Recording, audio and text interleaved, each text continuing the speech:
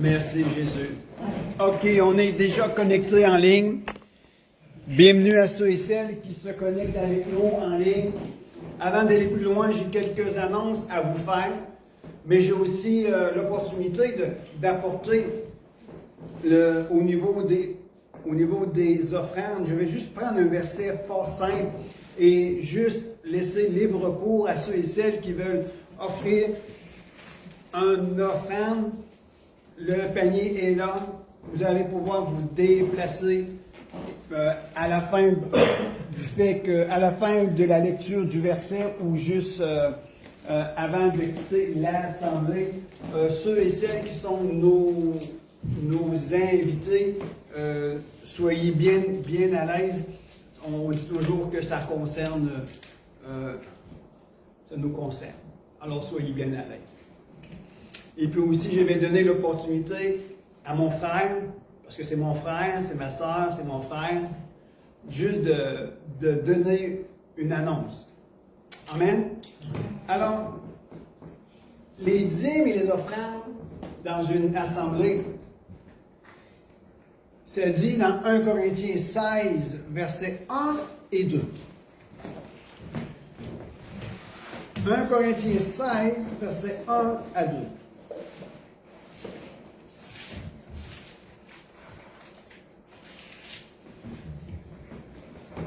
Pour ce qui concerne la collecte en faveur des saints, agissez, vous aussi, comme je l'ai ordonné aux églises de la Galatie. Ici, c'est l'apôtre Paul qui parle. Que chacun de vous, le premier jour de la semaine, mette à part chez lui ce qui pourra, selon sa prospérité, afin qu'il n'attende pas mon arrivée pour recueillir les dons. Alors, la seule chose que je veux partager avec vous en ce qui concerne cela, c'est que c'est une responsabilité et c'est aussi un engagement personnel.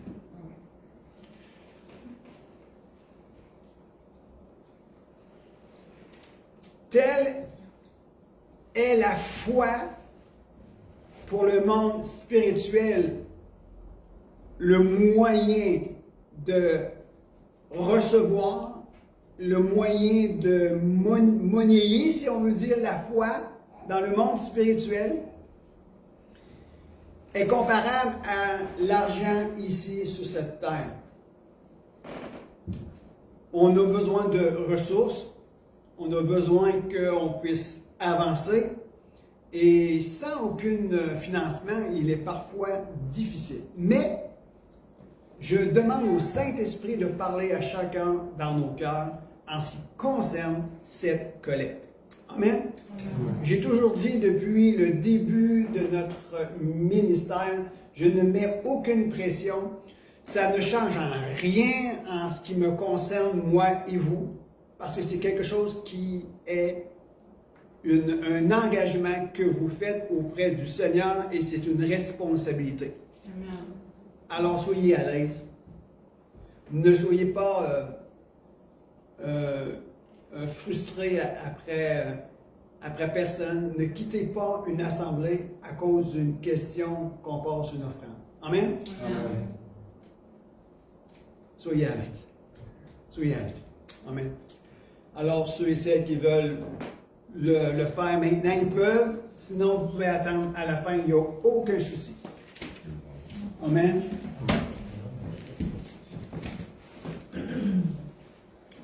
Merci Jésus pour tout ce que tu fais. Merci Jésus pour ton amour. Tous ceux et celles qui vont libérer leur portefeuille pour donner un montant, je te demande de les bénir, de les rencontrer, car l'Éternel est mon berger, je ne manquerai de rien.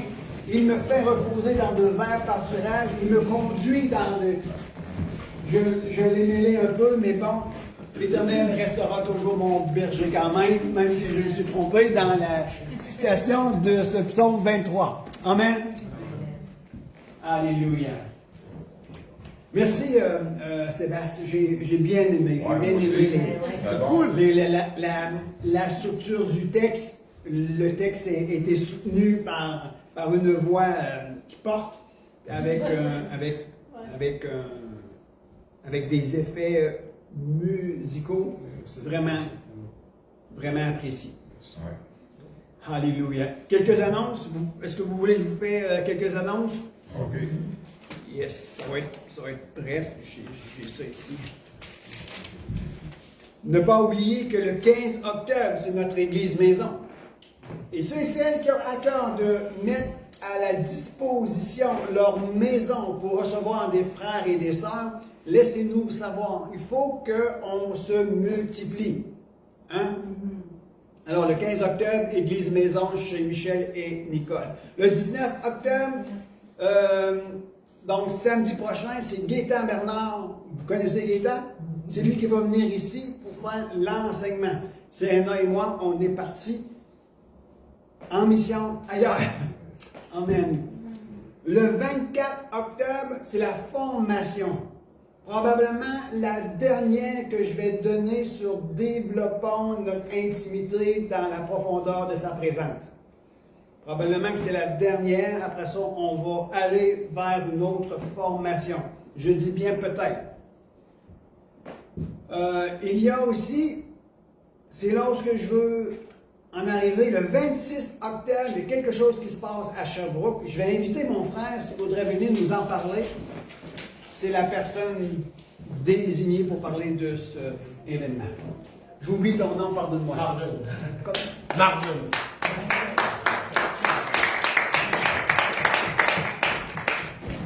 Alors, bonsoir frères et sœurs en Christ. Ça fait plaisir de venir. Enfin, je pense qu'il y a eu une rencontre avec mon épouse et c'est elle qui m'en a parlé. Elle m'a dit, Marjane, tiens, il y a une église qui s'appelle l'Assemblée. J'ai dit, ok, Assemblée quoi? Il dit, juste Assemblée. J'ai dit, ok, mais Assemblée quoi? Il me dit, je te dis, juste Assemblée. Je me dis, ah, c'est intéressant, il faut qu'on aille voir.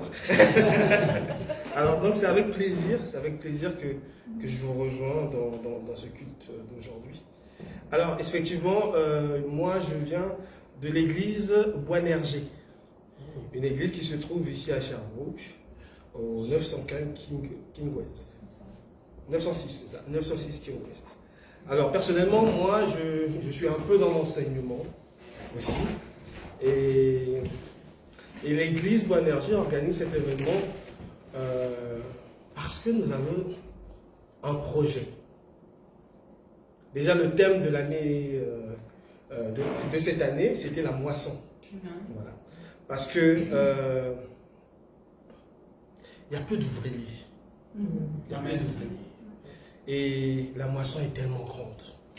Et donc, sachant que la louange, le gospel, est une manière de propager l'évangile aussi.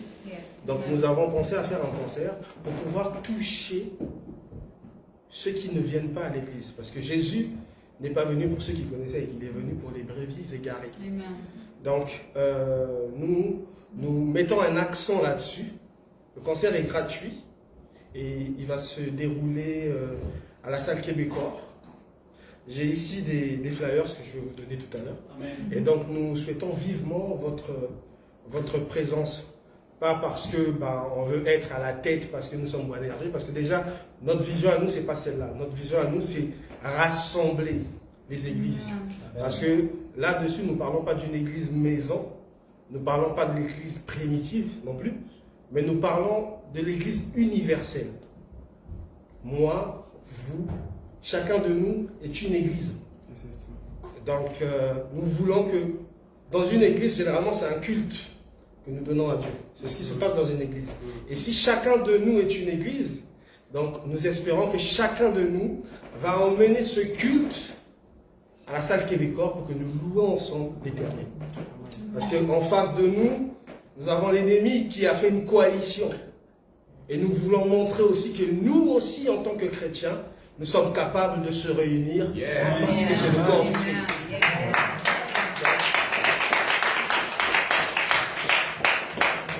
C'est un peu ça. En tout cas, je répète encore, ça fait plaisir. J'ai beaucoup entendu parler de vous, par le biais de ma femme.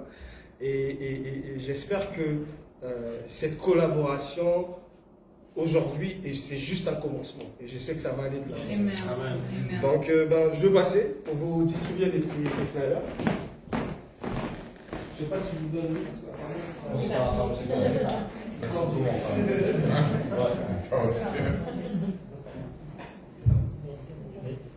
Merci.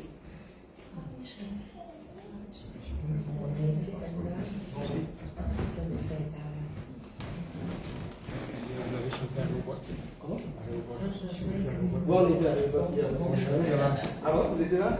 C'est ça le but. Merci. Oui.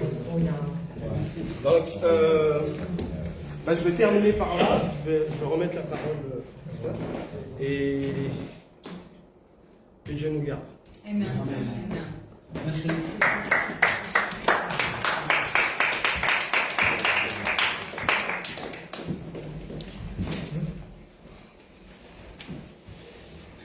OK. Merci. Encore une fois, j'ai oublié ton nom. C'est mon frère. Le monde me connaît ici par le fait que j'oublie les noms. Je ne les retiens pas. OK. Je vais partager quelque chose qui est sur mon cœur. Juste prendre ma référence biblique ici. Une des choses que j'affectionne et que j'aime, c'est que votre vision que vous partagez est une vision que nous portons nous aussi. Je crois que depuis la pandémie, c'est ma façon de voir les choses. Depuis la pandémie, je crois que l'ère de l'Église a pris une nouvelle tournure. Nous ne devons plus être dans l'ère de l'Église, mais nous devons rentrer dans l'ère du royaume de Dieu. Et dans l'ère du royaume de Dieu, il y a une caractéristique qui est fort importante. Et cette caractéristique ici, que je vais vous nommer, c'est une caractéristique que nous devons, nous, en tant qu'intercesseurs, prier pour que le Dieu que nous servons, que le Père des esprits, des prophètes puisse intervenir d'une façon puissante. Et c'est la chose, c'est d'arriver à briser l'isolement, être indépendant, briser ce qui fait en sorte que les gens veulent rester cloîtrés entre leurs quatre murs et de ne pas être des collaborateurs avec son frère et sa sœur qui est en face de lui. Nous devons briser cet esprit. Ce qui caractérise l'ère du royaume de Dieu, c'est la collaboration pour que nous puissions être un peuple puissant dans notre communauté avec les différentes onctions et les différentes habilités de tous et de chacun.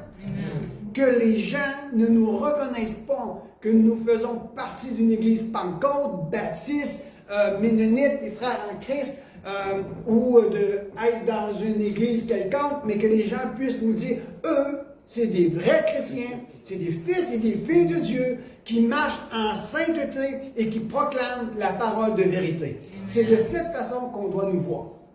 Les étiquettes doivent tomber et ce qui doit paraître, c'est le mouvement de la présence de Dieu au milieu de nous en établissant le royaume de Dieu une fois pour toutes. L'Église est rendue à un carrefour où il doit choisir son camp. Amen. Je vais me tranquilliser. Amen. On est dans l'ère du royaume de Dieu. Et j'ai parlé l'ère du royaume de Dieu dans la formation qu'on a faite, qu'il y avait trois manières que nous pouvons le manifester, mais je ne reviendrai pas sur cela. Mais développons une intimité avec Jésus. Amen. Développer une intimité avec Jésus, c'est ce qui est le plus la chose la plus importante. Sans intimité avec Jésus, oublions ça. Je te le dis tout de suite, oublie ça. Si je n'ai pas à cœur, si je n'ai pas faim et soif de développer et de m'entretenir ma relation avec Jésus, Michel, oublie ça. Arrête ce que tu fais, puis va faire autre chose. C'est silencieux.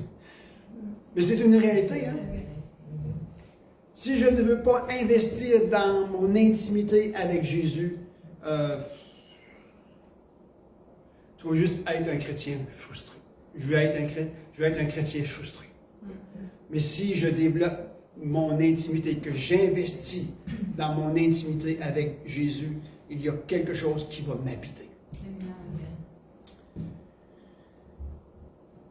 Nous sommes dans une période extraordinaire. À l'heure actuelle, je vais vous donner quelques informations que je ne vous demande pas de retenir, mais nous sommes dans une période importante. Hier au soir, pour le peuple juif, c'était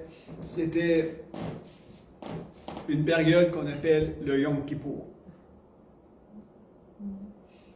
Le 2 au soir jusqu'au 4 au matin, octobre, c'était la nouvelle année, le Rosh Hashanah, la tête de l'année, le calendrier civil du peuple hébreu. Et les 10 jours qui ont suivi, c'était les 10 jours du grand pardon, les 10 jours du pardon. Ça s'est terminé hier au soir avec le Yom Kippour, qui était la fête du grand pardon. Et pourquoi que je vous amène ces choses? C'est parce que nous devons prendre conscience que tout ce qui a été pour notre instruction a été écrit dans la parole de Dieu. Et l'apôtre Paul nous enseigne que la consolation nous vient de les Écritures. Et le peuple hébreu ont reçu les oracles de l'Éternel pour les faire connaître aux nations. Est-ce que c'est vrai encore une fois? Et le Yom Kippour, ça s'est terminé hier, le jour du grand pardon. Et dans le jour du grand pardon, tous les autres jours, ils sont inclus dedans.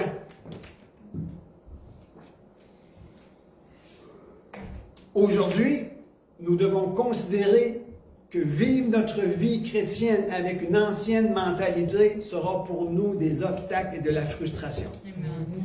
Vivre notre vie chrétienne avec une ancienne mentalité, sans vivre sur la base du pardon, sans vivre sur la base de la repentance, sans vivre sur la base d'un retour à l'Éternel, il sera difficile de continuer parce que nous faisons face à de l'adversité jour et après jour.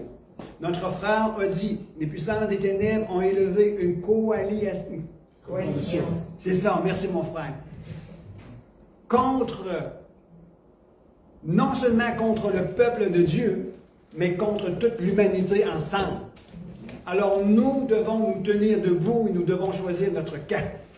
Et aujourd'hui, si on néglige le fait de vivre sur la base du pardon, sur la base de la repentance, sur la base de la grâce, il sera difficile de poursuivre notre vie chrétienne aujourd'hui.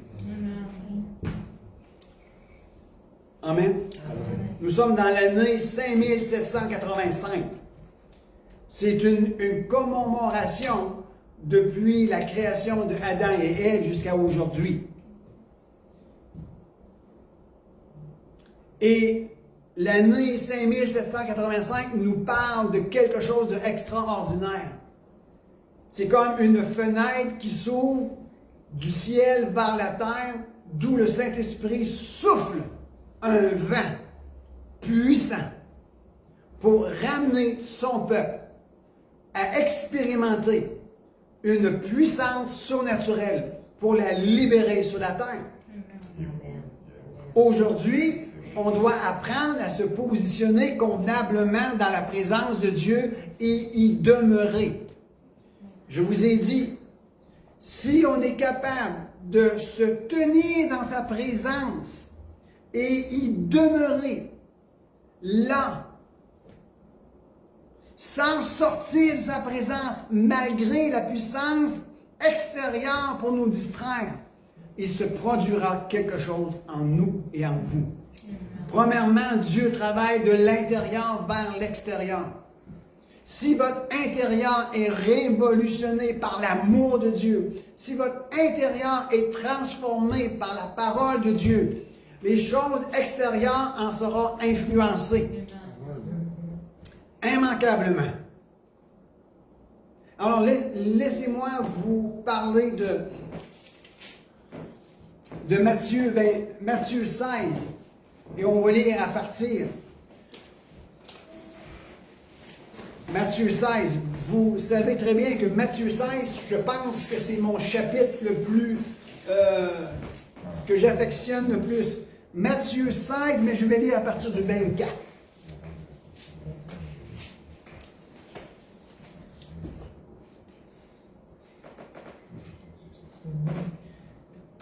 Matthieu 16, à partir du verset 24. Alors Jésus dit à ses disciples, « Si quelqu'un veut venir après moi, qu'il renonce à lui-même, qu'il se charge de sa croix et qu'il me suive. »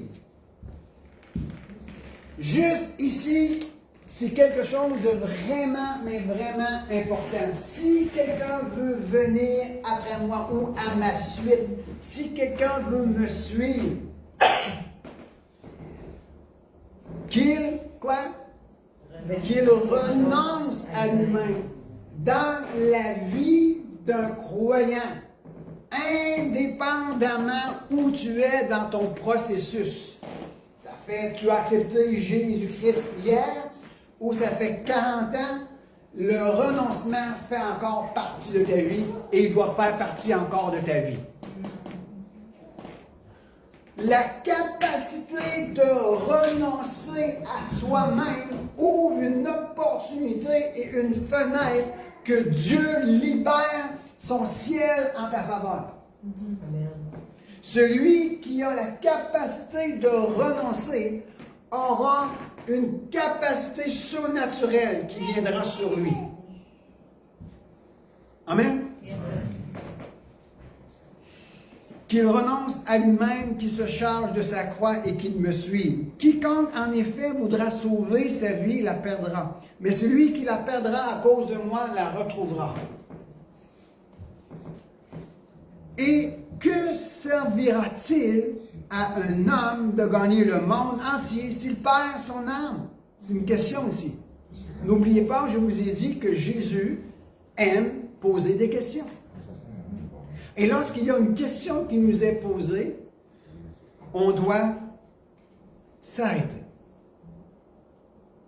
Et si on est capable de répondre à une question que Dieu nous pose, rappelez-vous qu'est-ce que je vous ai dit.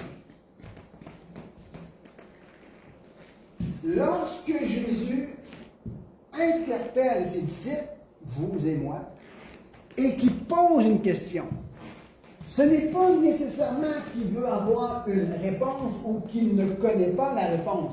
C'est parce que lorsque Dieu nous pose une question, il veut simplement nous positionner favorablement à recevoir de sa part une solution pour quelque chose dans nos vies. Quand Jésus nous pose une question, il veut nous interpeller et nous positionner. Et lorsque Jésus a posé la question à ses disciples, « Qui suis-je, moi? » Vous, que dites-vous que je suis? Jésus savait très bien qui il était.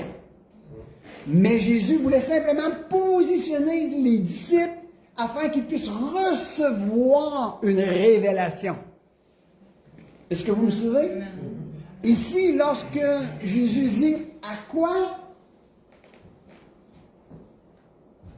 servira-t-il un homme de vouloir gagner sa vie s'il perd son âme? » Là, on doit s'interroger. Et lorsqu'on commence à s'interroger dans la présence de Dieu à partir d'une réponse qu'il nous a donnée, on se positionne à recevoir de sa part. Est-ce que ça va? Et après ça, ça dit, que donnera-t-il un homme en échange de son âme? Car le Fils de l'homme va venir dans la gloire de son Père avec ses anges. Alléluia. Amen. Nous soupirons en nous-mêmes. Nous soupirons en nous-mêmes la venue de notre Jésus. Mais n'oubliez pas une chose. N'oubliez pas une chose. Et n'oubliez pas cette chose. Si vous soupirez en vous-même et que vous aspirez à la venue de Jésus, il y a une doctrine qui... Je rentre pas là-dedans, mais...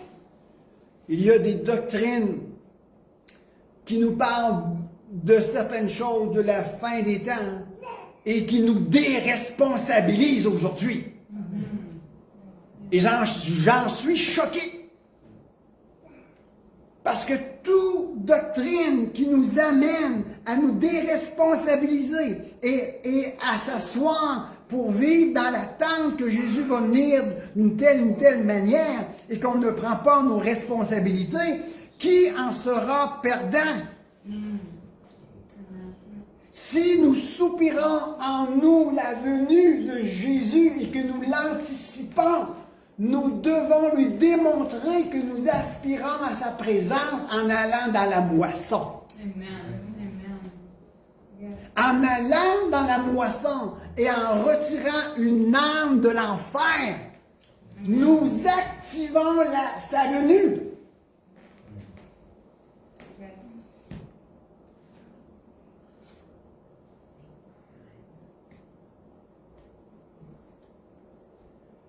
Nous avons besoin que si on aspire et si on désire la venue de Jésus dans la gloire de son Père avec ses anges, nous devrions nous mettre en marche plus que jamais. Il n'y a plus de minutes à perdre. Les secondes sont comptées et les secondes sont précieuses. Les secondes sont précieuses. Nous devons nous mettre à l'œuvre. Et un peuple qui se met à l'œuvre réjouit le cœur du Père et je m'allais dire un mot, mais je vais le dire, et il jette dans notre esprit l'espoir du retour de Jésus pour bientôt. Et ça nous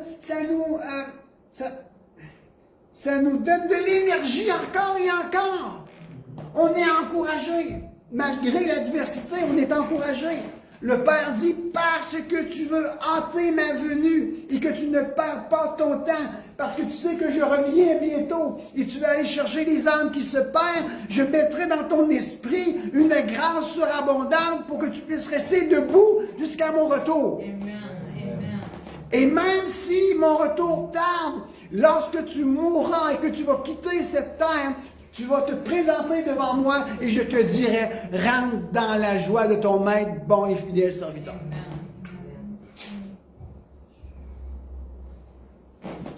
C'était pas le message que je voulais partager.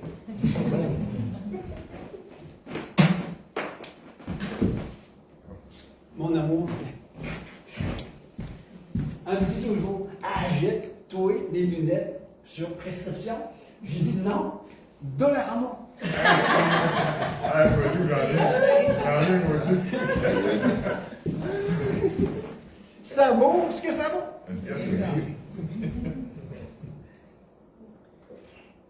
En vérité, je vous le dis, quelques-uns de ceux qui se tiennent ici ne goûteront point à la mort, qui n'ait vu le Fils de l'homme venir dans sa gloire. Qu'est-ce que ce verset veut dire?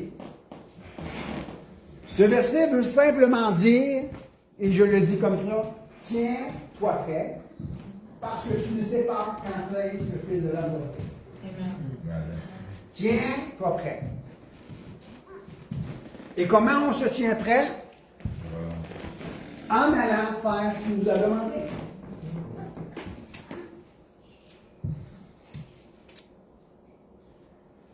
Laissez-moi maintenant vous parler de quelque chose de fort simple, qu'il renonce à lui-même et qui se charge de sa croix. 2 responsabilités que le chrétien engagé doit respecter. 2 responsabilités que le chrétien doit s'engager. De renoncer à lui-même et de se charger de sa croix. Qu'il renonce à lui-même et qu'il se charge de sa croix. Laissez-moi vous parler un peu de la repentance.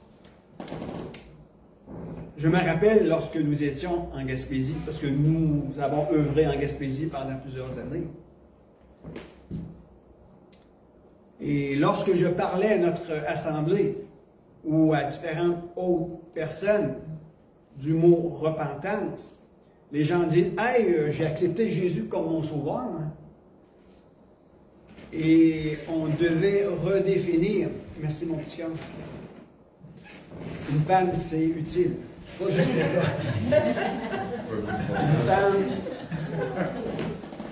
Une femme c'est vraiment extraordinaire. Il faut que je vous conte ça. Je l'ai déjà compté, mais je vais le compter à nos amis ici. Un jour, ça faisait des semaines et des semaines que j'étais rétrograde. Vous connaissez ça, hein? Mais vous ne l'êtes pas. Moi, j'étais rétrograde. J'étais en fonction. J'étais pasteur à l'église pareil. Puis le dimanche matin, je mettais un masque. C'était pas l'Halloween. Mais je mettais un masque. Et j'allais à l'église, semaine après semaine, mais mon cœur était vide. J'étais sec en poudre. Connaissez-vous ça, être sec en poudre? Hein? C'est pas la... Tu m'as dit, ok, du coup. J'étais sec en poudre. Et ça ne fonctionnait pas. Là, j'étais bourreux. J'étais frustré. Pourquoi? Vieille mentalité pour essayer de faire quelque chose dans le royaume de Dieu. Ça ne marche pas. Mon épouse a dit, va-t-on prier? J'ai dit oui. J'ai été prié. Et là, ça faisait des mois là, que c'était le même. Là. Mais personne ne savait. Mon épouse le savait.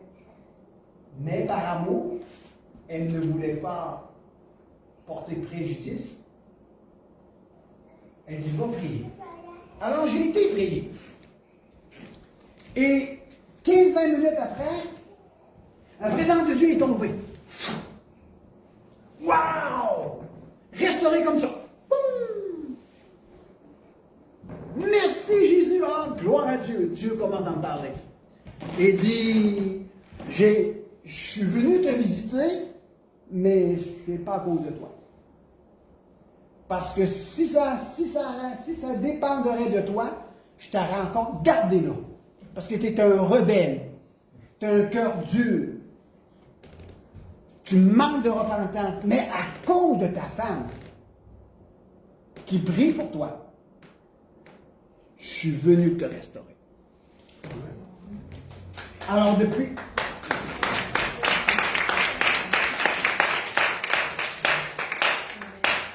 depuis ce temps-là, j'ai ma femme en très grand respect. Parce que si elle n'aurait pas prié pour moi, puis qu'elle ne serait pas humiliée devant Dieu en ma faveur, Dieu ne m'aura pas rejoint. Alors les femmes, c'est bien plus utile que de réparer des lunettes. Une femme, dans le fait de s'agenouiller dans la présence de Dieu et prier pour son mari, elle a la puissance de venir rétablir quelque chose de brisé dans le cœur de l'homme. La femme n'oubliez jamais ceci. La femme en temps de crise, et nous sommes dans des temps de crise aujourd'hui. L'humanité est-il en temps de crise? L'humanité est en temps de crise. Et qu'est-ce qui est combattu aujourd'hui dans les églises? Une des choses qui est combattue dans les églises aujourd'hui, n'est-ce pas le ministère de la femme? Le ministère de la femme est combattu aujourd'hui et elle est mal comprise et on veut reléguer la femme pour être à l'accueil ou à l'école du dimanche, mais pas plus. Savez-vous pourquoi? Parce que les puissances des ténèbres sont venues jouer dans la tête des dirigeants et dans la tête de certains hommes influents pour venir dire que la femme n'a pas sa place dans le ministère à juste titre de pasteur, évangéliste, prophète, apôtre. Merci mon épouse. Voyez-vous comment c'est utile? Alors les gens et certaines mentalités de nos églises aujourd'hui, et ça dure depuis plusieurs temps, pensent que la femme n'a pas un rôle à jouer dans les 5 ministères. Mais si nous, qu'on se tient debout et qu'on amène à changer la mentalité dans le corps de Christ et qu'on ramène le ministère de la femme au cœur même des 5 ministères, vous allez voir quelque chose se passer puissant. Vous allez voir un mouvement puissant se passer au cœur même, premièrement, de l'Ecclésia, qui va venir affecter la famille, qui va venir affecter la communauté, et le pays va en être béni au maximum. Parce que la femme a une onction particulière en temps de crise pour libérer une parole de réconfort. Amen. Alors, je dis à chaque pasteur, à chaque église, à chaque ecclésia, dans toutes les régions du Québec, que si vous avez des femmes au milieu de vous et que vous voyez qu'ils ont une inspiration, guidez-les, protégez-les, activez-les, positionnez-les, parce qu'ils portent en eux une onction de bonnes nouvelles en temps de crise. Et le pays est en crise. Et on veut faire taire la femme. Que la voix de la femme soit libérée au nom de Jésus pour cette fin d'année 2024 et pour l'année 2025, qu'elle puisse se faire entendre. Amen. Femmes, tenez-vous debout. Yes. Puis que les hommes s'assisent un peu.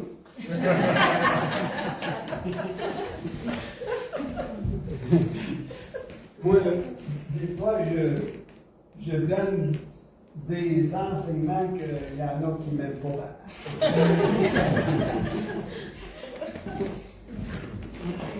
Mais c'est pas grave. Mais est-ce que j'ai raison? Bien sûr. Oui. Bien sûr, hein? La femme a un rôle important à jouer dans les temps de crise dans lesquels nous nous trouvons aujourd'hui. Elle porte en elle une onction de bonnes nouvelles. Si je suis ici aujourd'hui, il y a une part de la responsabilité de mon épouse. C'est une longue parenthèse, hein? Le mot repentance est mal compris dans nos églises aujourd'hui. Je ne dis pas dans toutes, mais dans certaines dimensions, le mot repentance est mal compris aujourd'hui. Nous avons besoin d'être éduqués à propos de la mentalité du royaume de Dieu. On a besoin d'être éduqués à propos de la mentalité du royaume de Dieu.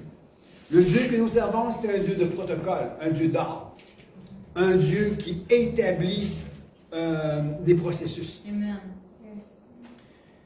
Et ce que nous devons comprendre et de saisir plus que jamais, hein, c'est de vivre dans une mentalité renouvelée. Est-ce que c'est vrai? Avoir une nouvelle mentalité. Et dans la nouvelle mentalité, il y a des stratégies que le Saint-Esprit donne. Amen. Il y a l'esprit de solution qui est présent. Il y a des activations. Il y a des choses extraordinaires. Il y a des révélations en abondance Amen. dans la pensée du royaume de Dieu. Et lorsque nous parlons de repentance, nous ne parlons pas de repentance sur le fait d'avoir accepté Jésus-Christ comme notre sauveur personnel un jour. Oui, ça fait partie. Oui, ça fait partie. Et c'est normal. Et nous devons amener les gens à confesser leurs péchés, à se détourner de leur ancienne manière de vivre et de rentrer sur la voie de l'éternité. Et nous devons amener les gens à confesser. La confession a une puissance. Et je dis toujours qu'il y a deux dimensions dans la confession. Confesser les promesses de la parole de Dieu, oui. Confesser la vérité, oui. Et continuez et ne vous relâchez pas. Mais aussi, confesser que vous avez besoin de votre Dieu. Confessez vos péchés. Avouez vos fautes. Celui qui cache ses transgressions ne prospère pas, mais celui qui les avoue et qui s'en détourne va prospérer. Amen. Amen. Amen. Je termine dans... Là, je dis toujours je termine dans 2 minutes, hein? Là, ça je l'étire. Là, je termine dans 1 heure.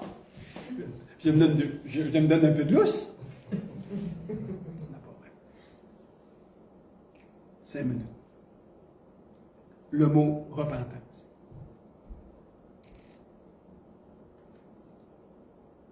Métanoïa. L'action, métanoéo. Et il y a quelque chose que j'ai réalisé. Et je l'adresse à toi et je me l'adresse à moi. Comment on peut voir si quelqu'un a réellement fait une authentique repentance?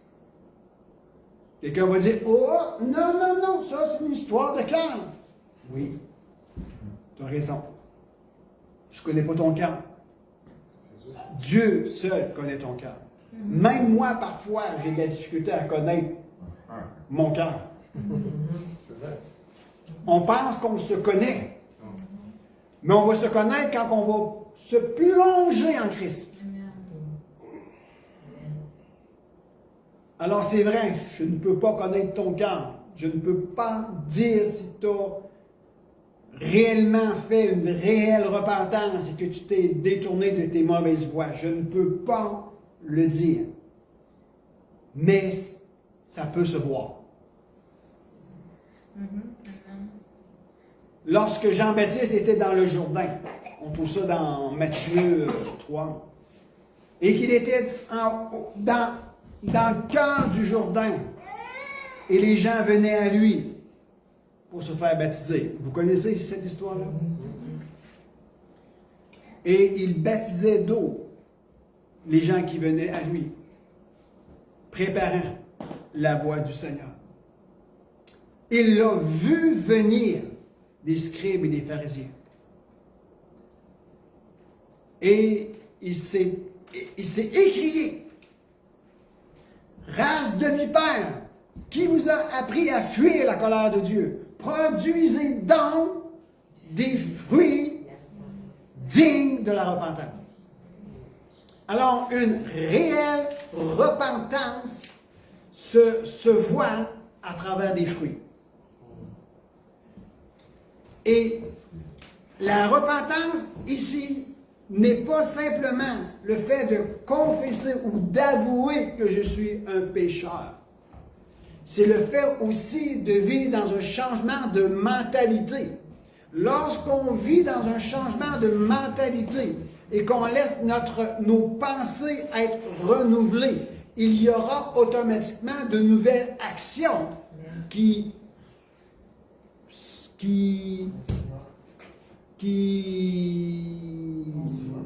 arrivera, qui se voit. Il y a un blanc. En mémoire là. Un jour, j'étais en prière et puis j'ai dit, Seigneur, j'ai dit, aide-moi, j'ai des problèmes, j'ai des si, puis ça ne marche pas. Le Seigneur m'a dit une chose. Il dit, change tes pensées. Amen. Change ta manière de penser. Et beaucoup de problèmes se régleront par eux-mêmes. Amen. Il n'a pas dit tout, il dit beaucoup.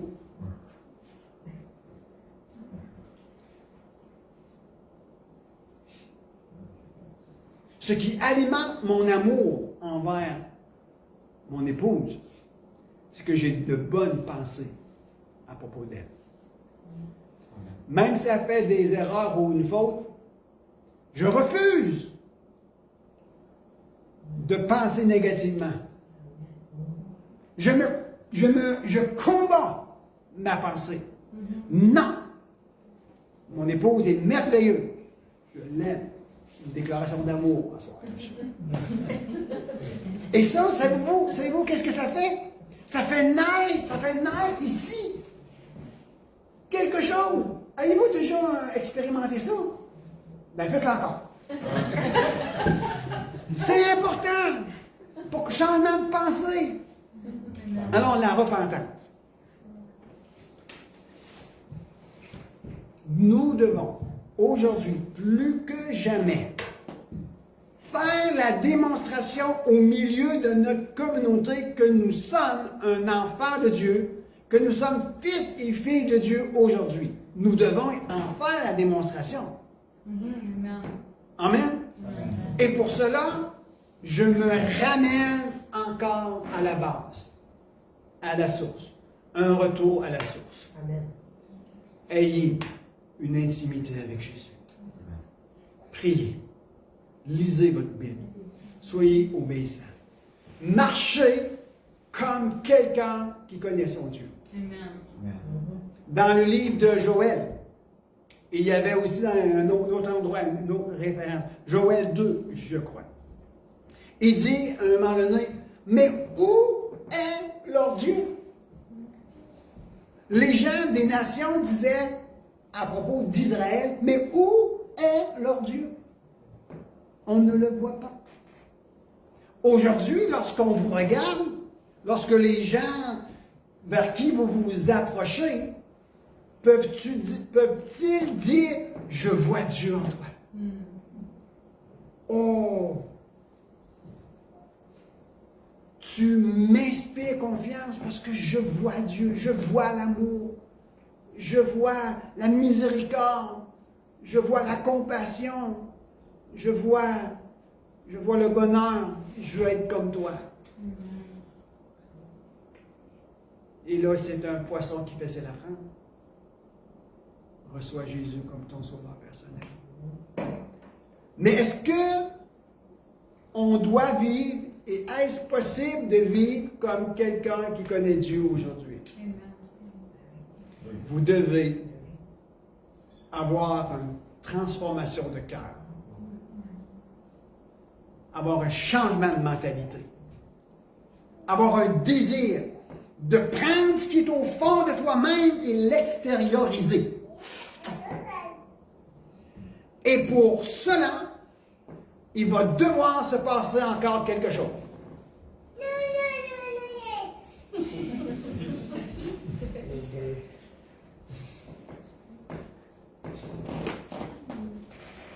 Je résume en une phrase.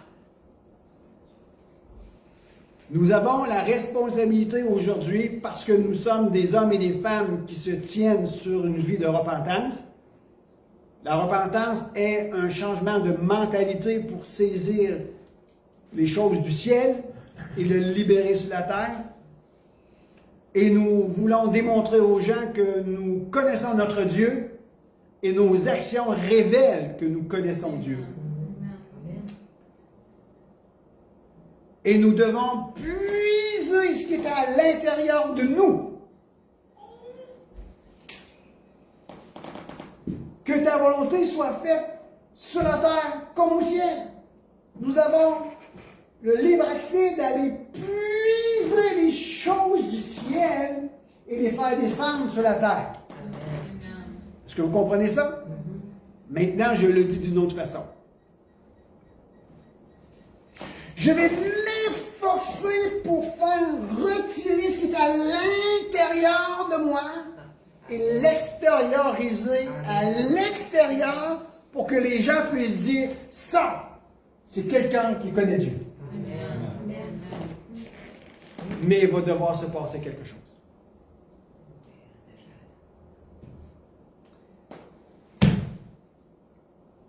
J'étais là et Dieu m'a donné un mot. Et je ne savais pas que ça allait conclure mon exhortation. Si quelqu'un veut venir après moi, qu'il renonce à lui-même, qu'il se charge de sa croix et qu'il me suive.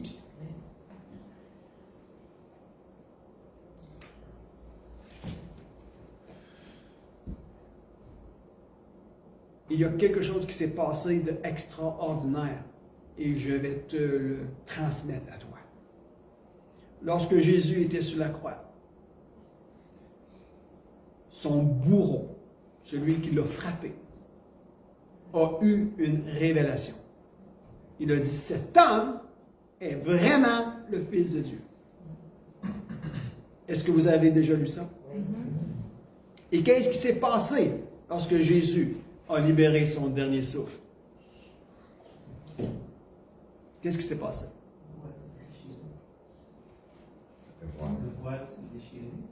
Le voile s'est déchiré du haut en bas, séparant le lieu saint du lieu très saint.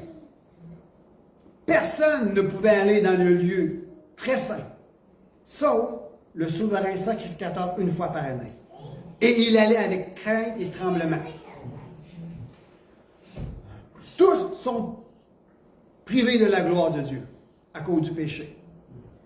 Et le voile qui a été déchiré en réalité pour nous permettre d'aller dans sa présence, personnellement, c'était Christ. Christ était le voile qui devait être déchiré pour nous permettre d'aller dans la présence de son Père. Le voile qui se déchire libère une lumière. Est-ce que vous me suivez encore? Christ a été déchiré. Il est dans le lieu saint pour aller vers le lieu très saint. Le voile est une représentation du Messie. Jésus est Messie pas parce qu'il a été à la croix. Jésus est le Mashiach et c'est pour la raison qu'il a été à la croix. Il était le Messie et c'est la raison pour laquelle il a été à la croix, pour qu'il puisse être déchiré pour permettre à un plus grand nombre d'aller dans la présence du Père. Aujourd'hui, par ta propre vie, tu peux donner un accès à ta famille, à Dieu directement. Aujourd'hui, par ta vie, tu peux être une porte d'accès pour amener ta communauté à reconnaître qu'il y a un Dieu vivant aujourd'hui. Aujourd'hui, nous sommes et nous avons la responsabilité de faire connaître Dieu au monde. Est-ce que c'est vrai? Va falloir être en mesure de tirer de ce qui est à l'intérieur et le libérer et le jeter vers l'extérieur pour que les gens puissent voir la manifestation de la présence de Dieu au milieu de son peuple. Mais pour y arriver, il y a quelque chose qui doit être fait. Et c'est la brisure. Tu dois être un homme, une femme brisée par la miséricorde de Dieu. On en parlera, mais tu dois être brisé. N'aie pas peur d'être brisé. La profondeur de ta brisure révélera la profondeur de sa présence. accessible à tous. Amen. La profondeur de ton brisement va libérer la profondeur de la présence de Dieu pour tous. Et je termine ici. J'étais là où mon épouse était et Dieu a parlé à mon cœur et je sais c'est pour quelqu'un. Mais ça vient conclure cette exhortation. Je viens déchirer quelque chose dans ta vie. Aujourd'hui, il y a quelque chose qui s'est passé ici ce soir. Dieu a voulu que les choses se passent comme ça se passe aujourd'hui. Dieu a amené ton cœur dans un positionnement particulier. Dieu a voulu que tu sois ici dans une condition quelconque. Je ne connais pas dans quelle condition de cœur tu es. Je ne connais pas ce que tu as prié ce matin, ni la semaine passée. Je ne connais pas l'appel qui repose sur ta vie. Je ne sais pas ce que tu vis. Je ne sais pas quels sont tes doutes, quels sont tes combats et tes luttes. Mais je sais une chose. Dieu te dit, je viens déchirer quelque chose dans votre vie. Et la gloire de ma présence, l'accès à ma gloire sera disponible pour toi. Et tu deviendras par conséquent une porte d'opportunité et beaucoup connaîtront que je suis le Seigneur aujourd'hui, celui qui guérit, sauve et délivre. Tu es appelé à être une porte maintenant dans ta communauté. Mais la porte est un accès qui donne accès à une dimension surnaturelle. Mais pour cela, Dieu te dit, je viens faire une déchirure dans ta vie. Amen. On va terminer en prière. Seigneur, je ne sais pas à qui tu as voulu adresser cette parole. Je ne sais pas. Je ne connais pas. Mais je sais une chose. Que le même esprit qui m'habite, c'est le même esprit qui habite leur cœur.